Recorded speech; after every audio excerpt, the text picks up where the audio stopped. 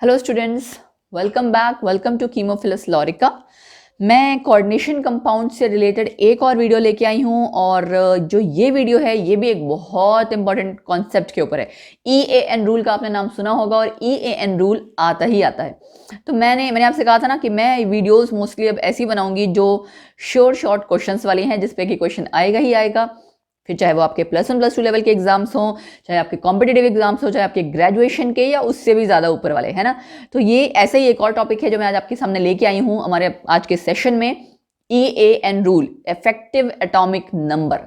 चलिए जानते हैं क्या ये रूल, और ये भी जो पूरी वीडियो है, पूरा टॉपिक है आपका 15 मिनट में कंप्लीट हो जाएगा यार। 15 मिनट में अगर एक आप अपना इंपॉर्टेंट टॉपिक कवर अप कर लेते हो तो सोचो जरा, कॉम्पिटेटिव एग्जाम में एक या दो क्वेश्चन जिससे अगर आ रहे हैं, बड़े आसानी से नंबर बन रहे हैं, है ना। मतलब पूरा टॉपिक भी प्रिपेयर हो रहा है, नंबर भी आ रहे हैं, तो इसका फायदा उठाना चाहिए आपको। चलिए शुरू करते हैं। वर्नर्स थ्योरी आपने पढ़ी हुई है कोऑर्डिनेशन कंपाउंड की।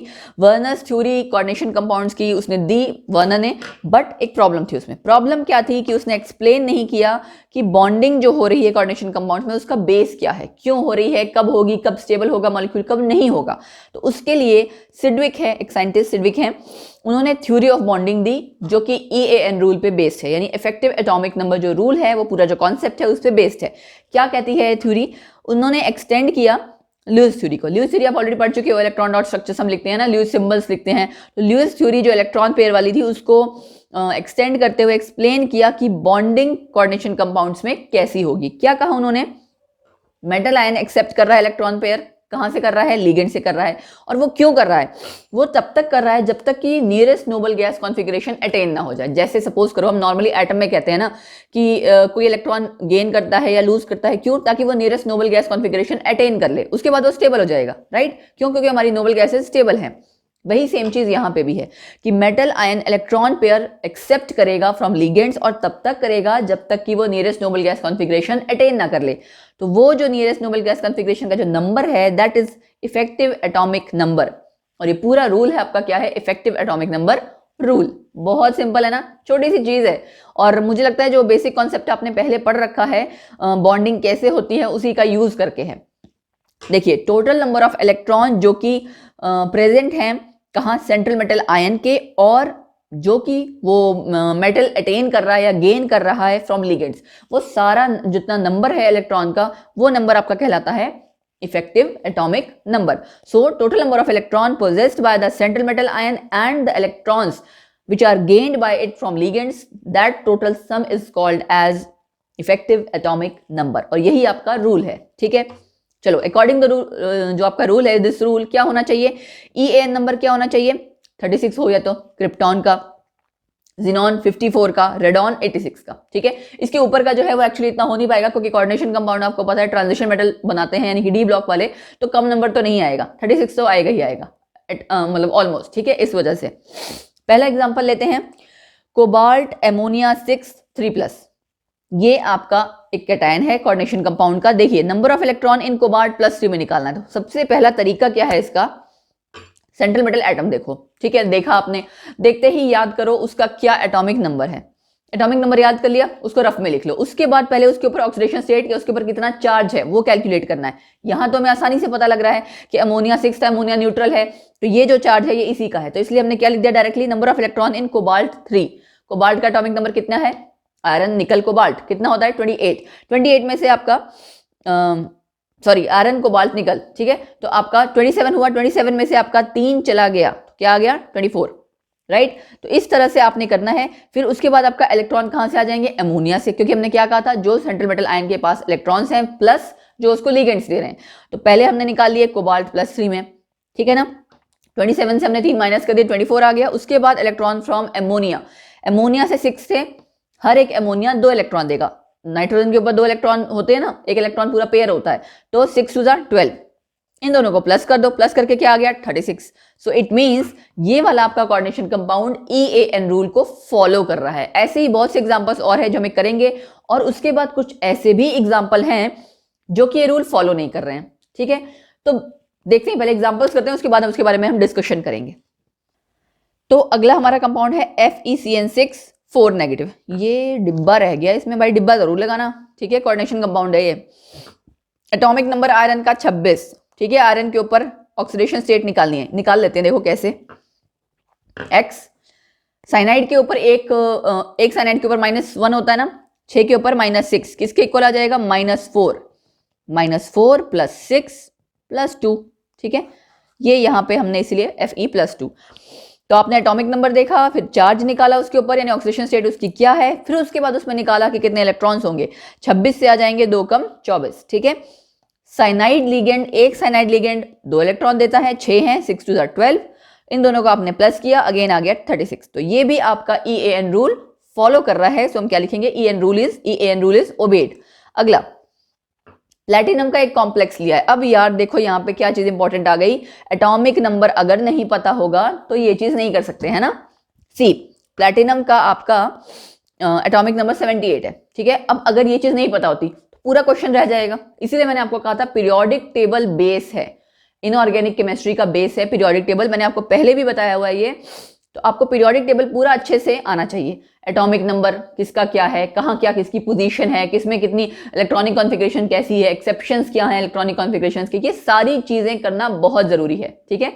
ओके, एटॉमिक नंबर प्लैटिनम का 78 है, और ये जो आपका चार्ज है क्या ये इसके ऊपर डायरेक्ट है, नहीं। क्यों, क्योंकि ये तो न्यूट्रल है, लेकिन ये न्यूट्रल आपका नहीं है। तो हम क्या करेंगे, x प्लैटिनम का, और 5 × 0 इसका तो 0 ही है, 0 लिख दिया मैंने, प्लस में -1 ये आ जाएगा क्लोरीन का, इक्वल टू +3, ये इधर ले जाऊं तो क्या आ जाएगा, +4, इसीलिए प्लैटिनम आपका +4, ठीक है। 4 इलेक्ट्रॉन कम कर दो, 74। यहाँ पे देखो इलेक्ट्रॉनिक कॉन्फ़िगरेशन की जरूरत नहीं है, यहाँ सिर्फ एटॉमिक नंबर की जरूरत है, ऑक्सीडेशन स्टेट निकालना आना चाहिए और बस। क्यों, क्योंकि आप उतने इलेक्ट्रॉन्स कम कर दोगे। इलेक्ट्रॉन फ्रॉम एमोनिया 2 × 5 10, क्योंकि 5 थे। क्लोरीन भी 2 इलेक्ट्रॉन देगा, सबको प्लस कर दो, 74 + 10 + 2 86। EN रूल यहाँ भी ओबे हो रहा है। अब ये तो थे आपके वो कंपाउंड जो फॉलो कर रहे थे। अब हम कुछ वो कंपाउंड्स करेंगे जो एग्जिस्ट करते हैं लेकिन EAN रूल फॉलो नहीं कर रहे। चलिए देखते हैं। निकल का आपका एक कंपाउंड है, निकल CN4 2 नेगेटिव।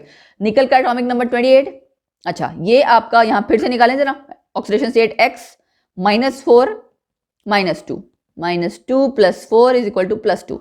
ये -4 इसका था और -2 चार्ज था, तो हमने उसके इक्वल पुट कर दिया, तो आपका आ गया +2। 2 इलेक्ट्रॉन कम किए, 26। साइनाइड लिगेंड्स कितने देंगे, एक साइनाइड लिगेंड देगा 2 इलेक्ट्रॉन, 4 से कितने आ जाएंगे, 8।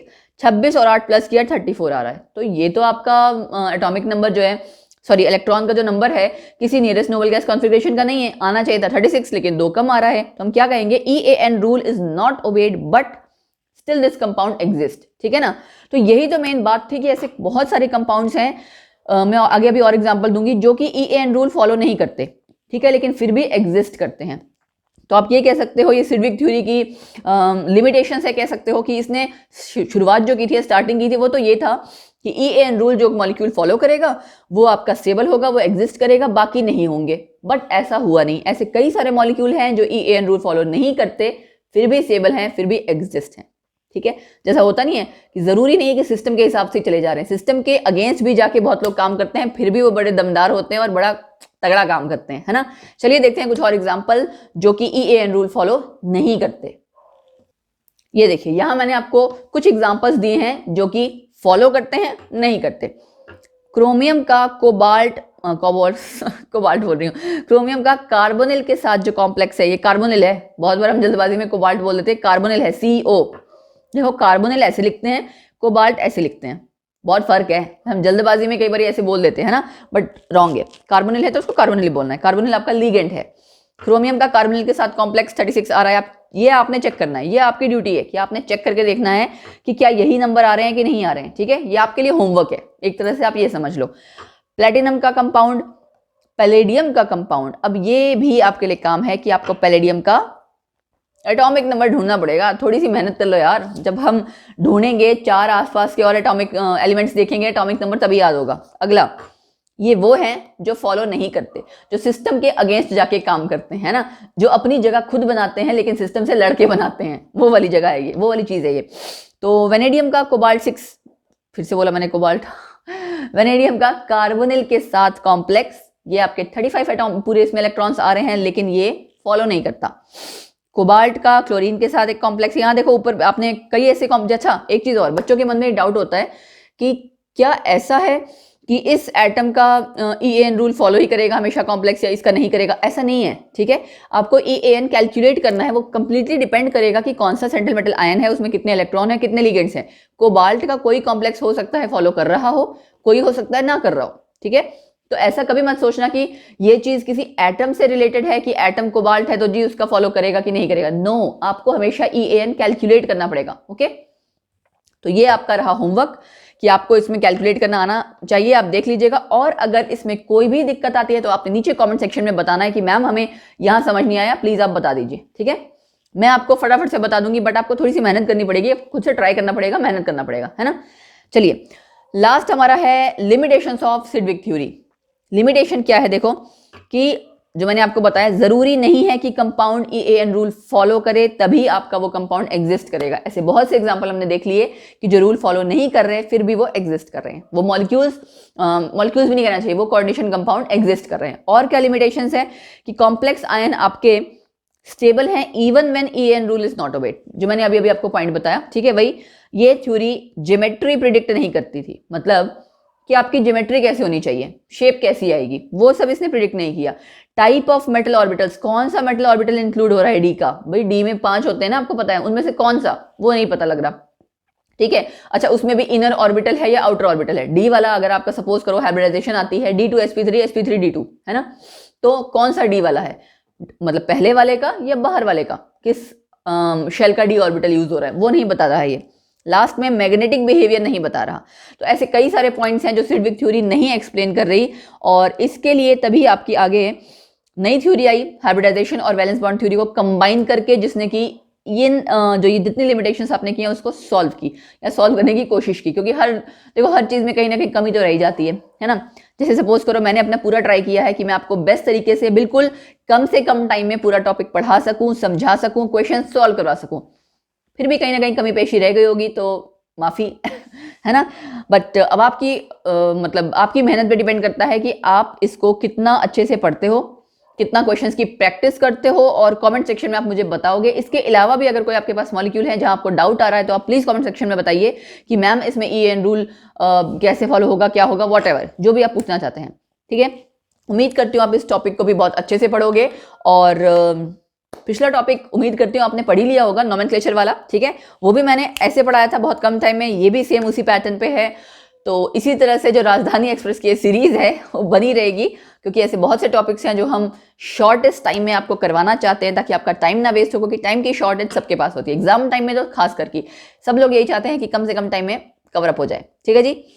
ओके देन, फिर मिलेंगे, तब तक के लिए शुभ रात्रि तो नहीं बोलना चाहिए, हाँ शूट में रात में कर रही हूँ, बट ये जरूरी नहीं है ना कि आप लोग रात में पढ़ रहे हो, ठीक है।